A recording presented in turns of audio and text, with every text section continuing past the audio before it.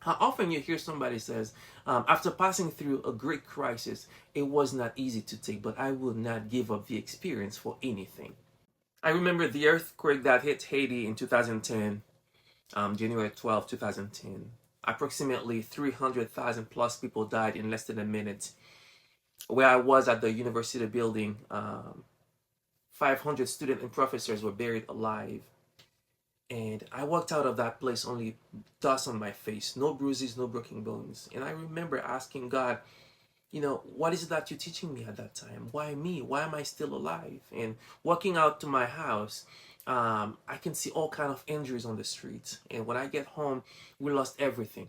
We slept on the streets for 4 or 5 months on the concrete. And I remember praying and asking God, what is it going on? Why me? Why am I still alive? It was on the streets because we were sleeping there were so many people in the community sleeping on the streets. So it was on the street that God taught me how to share the little that I have with others, because there was no food, no water. And I still remember it was during that time that I started a devotional in the community. We started praying every night. And as I'm praying and with the community and singing songs, that's reminded us that God is not done with us yet. And the desire to tell God's word rekindled into my heart to tell people that God is not done with us yet. It was, it was that time, that experience, that I would not wish on my worst enemy. But the lesson that I learned transformed me, made me into the man that I am today. There are many characters in the Bible that learned to trust God during trials. Abraham learned to trust God not in the comfort of his own home, but when God asked him to do the impossible, to offer Isaac his entire future on the altar. Through this test, Abraham learned that God is Jehovah Jireh, the provider. Joseph learned to trust God, not in the comfort of his own home where everything was going well. He trusted God even though there was no reason for him to trust God while he was in prison for a crime he did not commit. David learned to trust God and to say, though I walk in the valley of the shadow of death, I will fear no evil, for you are with me. You probably know personally people whose faith has grown through trials. James says in verse 3, for you know that the testing of your faith produces steadfastness. The first reason why we should consider it pure joy is because James said, you know the testing of your faith. You know it produces steadfastness. Trials produce persevering faith. Here's what you will discover when you read the Bible. God honors and is glorified by persevering faith. The faith that always gets a yes from God is not impressive at all. But the faith that gets a no but perseveres is the most impressive. I remember when my sister was dying with stage 4 cancer and just got married, 36 years old, 2 kids. And I remember I was praying. I pray that God will spare her life, that God will give her a second chance, I prayed. I remember in James says, Prophet Elijah was a man just like me. He prayed, and God stopped the rain for 3.5 years. And I was praying. I said, God, save my sister. And every time I pray, I felt the sense that God says, no, it's a no. It's a no, Sam. It's a no. Maybe you are not on your deathbed, but the trial that you are going through is intense. But let me remind you that God knows your name. He knows what you are going through. But He wants you to persevere, because the faith that honors God is the person that believes anyway, the person that trusts God anyway, the person that perseveres anyway. That's why James says, when the bottom falls out, when things are tough, before you throw in the towel, before you quit praying, James wants you to consider this question. Is it possible that God is up to something good? James gave us the answer to the question what God is up to. God is up to developing persevering faith in you. The outcome of whatever you might be going through will produce perseverance, and perseverance will produce maturity. Here's the second reason why we should count it all joy. Because the testing of your faith, the set of circumstances that you are in will produce steadfastness. It will produce perseverance. And when perseverance finishes its work, it will produces maturity. Maturity is the third stage in our spiritual progression, that you may be perfect and complete, lacking in nothing. Perseverance is not the end goal in itself, rather the lifestyle by which we who are servants of our Lord Jesus Christ attain maturity. Here's a word study of the word perfect. This idea of perfection has roots in the Old Testament and can be illustrated by the Hebrew word tamim, which means blameless or innocent. It implies a character without defect and describes the person who lives in obedience to God. This term is used of Noah in Genesis chapter 6 verse 9. Noah was a righteous man, blameless among the people of his time. For James, joy is not the product of circumstances, but rather the most fundamental expressions of faith. At the end of our trials, you will become perfect, not sinless, complete, lacking in nothing. You know, trials take us from one level of maturity to another.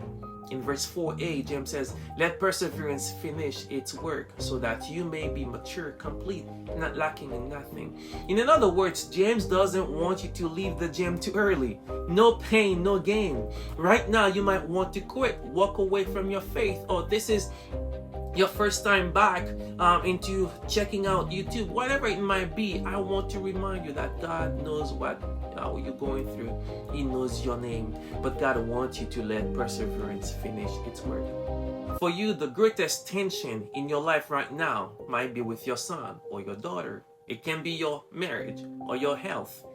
As you think of the greatest stressor, the things that just consume your thoughts, the very things that keep you awake at night, could it be that the greatest tension in your life right now could be the focal point of God's activity in your life? One way you'll find out if you let perseverance finish its work, if you choose to trust God anyway.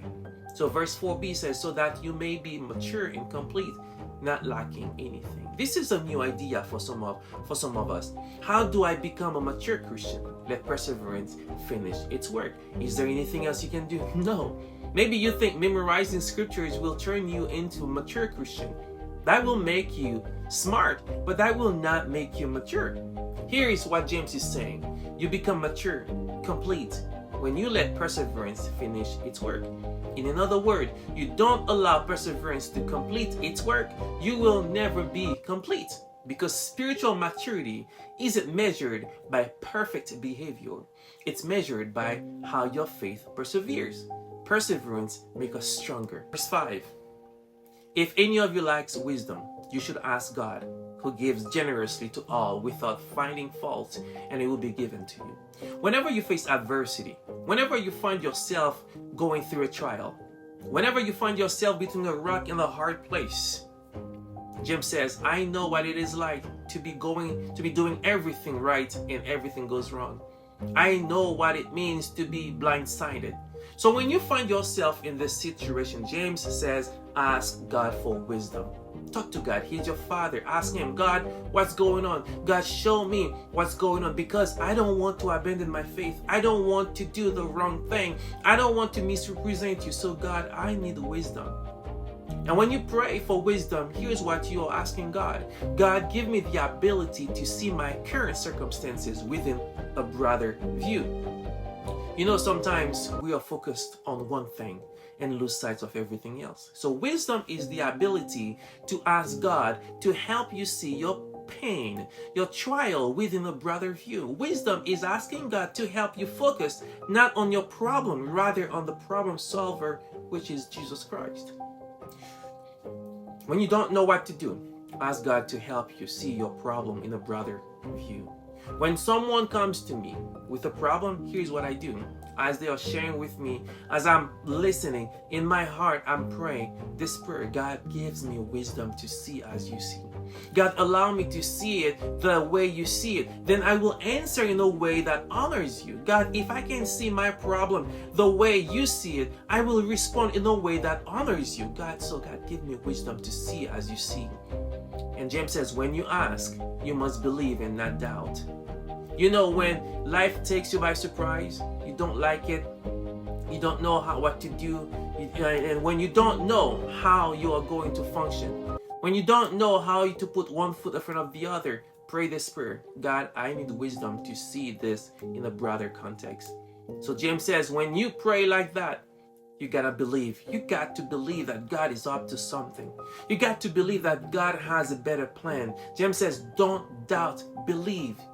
And here's why.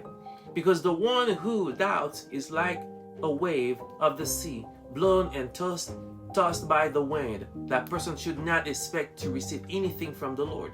James says the one who doubts is the one who takes their eyes off the fact that God is up to something good. Because when you take your eyes off God, you will put your eyes on your current circumstances. James wants you to adjust the way you see adversity. He says, consider that there is something good that can come from this. And this is the test of your faith. The only way you build persevering faith is the only way you build muscle. You stretch it, you rest it. So here it is. Believe God is at work. My tendency, and maybe yours, is to believe that God isn't at work or He doesn't care. James says, believe that God is at work in you. He's working in you to mature you. That is, to increase and to create in you persevering faith.